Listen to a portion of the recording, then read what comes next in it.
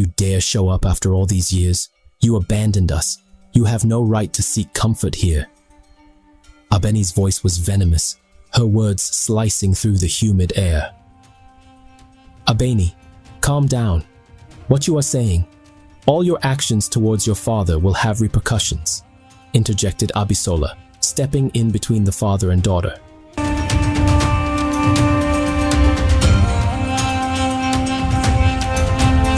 One fateful morning, Umi woke up and started cursing her husband.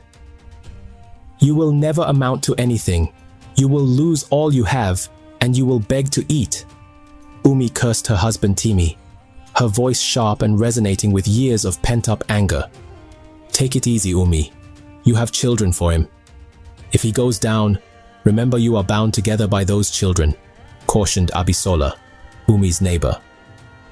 She stood by the doorway, a witness to countless such outbursts, her presence a silent testament to the community's tight-knit fabric.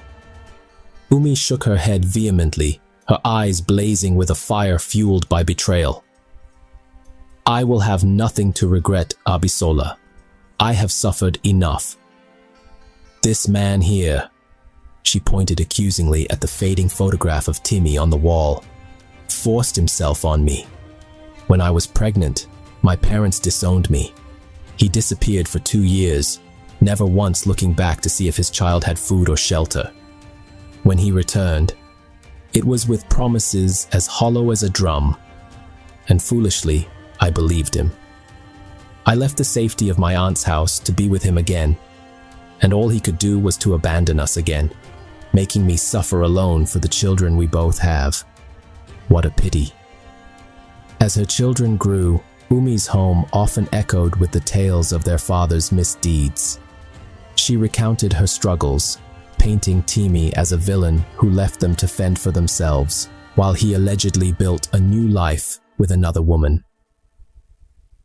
He abandoned us when we needed him most, she told her children, her words heavy with disdain. Abeni, the eldest daughter, felt the sting of these stories most acutely. She harbored a deep-seated anger towards the father she had never really known, fueled by her mother's vivid narratives.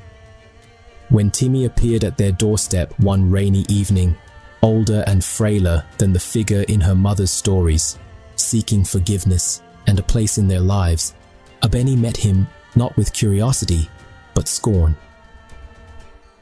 You dare show up after all these years? You abandoned us. You have no right to seek comfort here. Abeni's voice was venomous, her words slicing through the humid air. Abeni, calm down.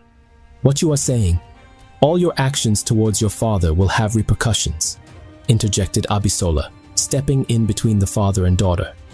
He's asked for forgiveness, pleaded even. Is it not better to forgive and avoid the bitterness that can last generations?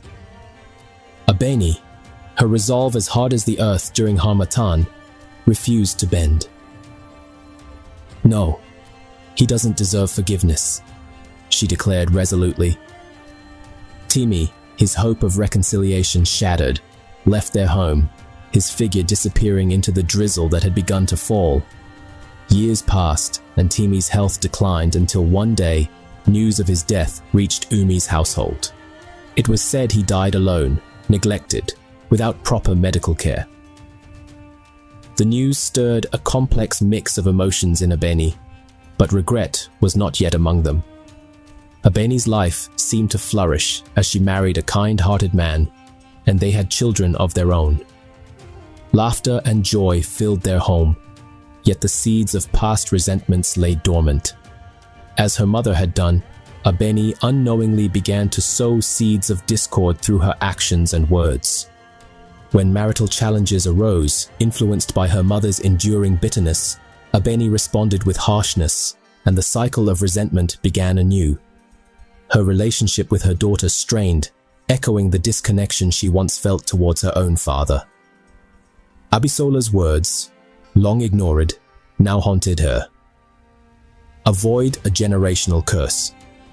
One night, sitting under the flickering light of her reading lamp, Abeni pondered the fractured lines of her family history.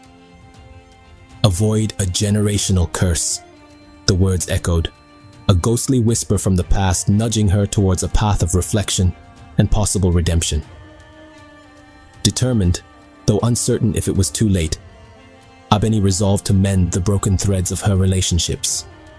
The journey to healing was daunting, the blueprint unclear, but the desire to change the narrative for her daughter, and perhaps for generations to come, was a powerful motivator. Could she forge a new path, or was the pattern of bitterness too deeply woven into the fabric of her family? Only time, and perhaps forgiveness, would tell.